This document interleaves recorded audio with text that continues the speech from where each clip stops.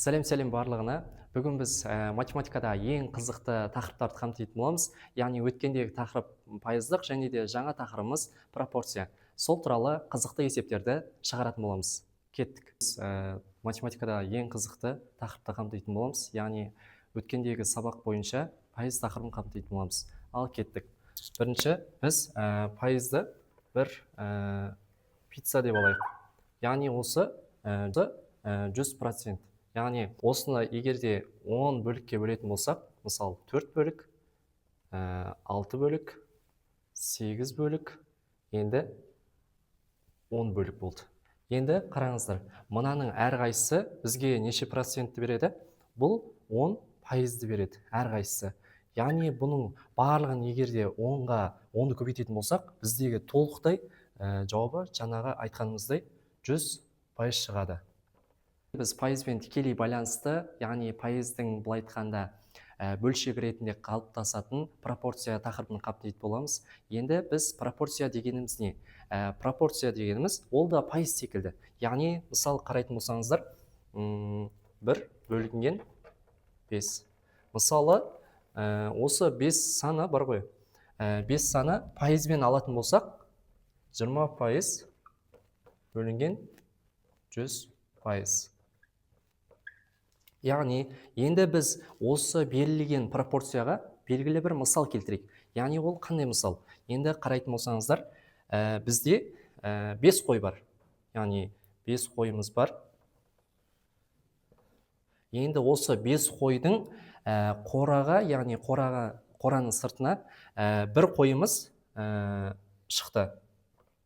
Яғни сонда біздегі берілген тақырып, мысалы, қорадан, яғни сыртқа неше қой шықты? Яғни 5 қойдың біреуі ғана шықты.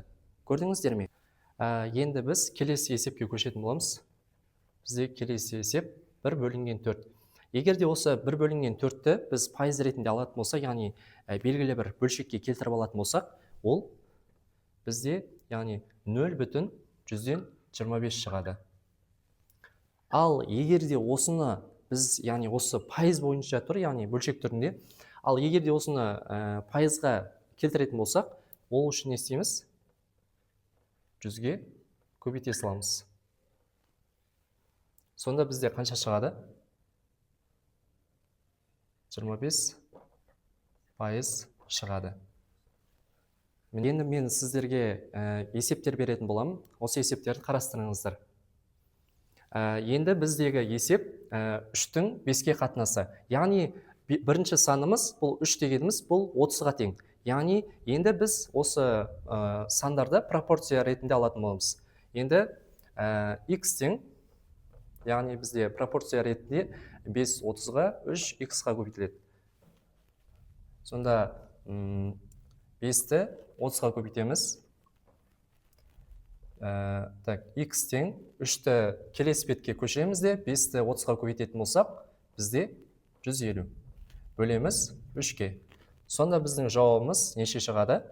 50 шығады екен. Әлі осылай. Яғни 25%-мыз 50-ге тең, ал 100%-мыз нешеге тең? Пропорция ретінде алатын болсақ, 25-ті көбейтеміз нешеге? X-ға. Ал 50-ді көбейтеміз 100-ге. Сонда бізде x-іміз тең болады. 25 мына бетке өтеді де, 50 көбейтілген 100, ал бөлінген неше? 25. Егер де сіздерге тиімді жолды көрсететін болсам, 25 пен 50 қысқарып кетеді, яғни үстінде 2 қалады. Сонда біз 2-ні 100-ге көбейтетін болсақ, бізде жауабы 200 шығады екен.